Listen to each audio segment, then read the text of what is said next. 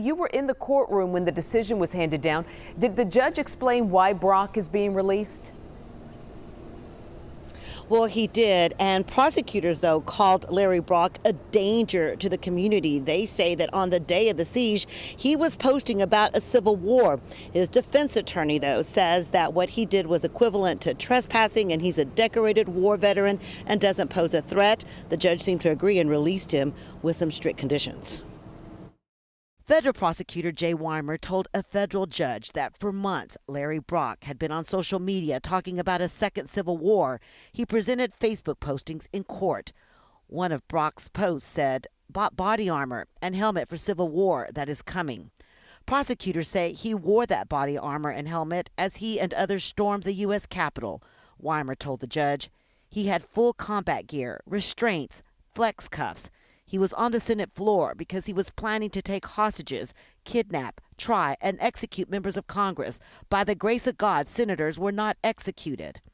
On the day of the siege, as rioters were planning to breach the Capitol, prosecutors say Broc posted, "Patriots at the Capitol, patriots storming. Men with guns need to shoot way in." Weimer told the judge Broc posed a threat to the community and pointed out that after they searched his apartment, they did not find his combat gear, his truck, or any of the weapons he owns, including an AK-47, and fears that Broc was planning on joining future attacks and protests.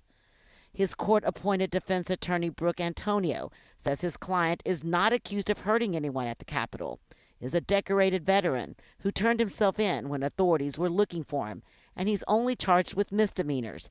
Antonio said, "Basically, you have a case of trespassing. He committed no acts of violence and honorably served his country, including 4 tours in Afghanistan." His family was in court but declined to testify or talk to the media, but they wanted the judge to know their son loves his country and has never been in trouble before. Now, Broc is under house arrest. He will have to wear an ankle monitor. He is not allowed to travel or participate in any protest, and he has to give up all of his weapons. Now, while the judge and the defense lauded and mentioned Broc's distinguished military career, prosecutors say that's exactly what makes him so dangerous, combined with his ideology. Chris, back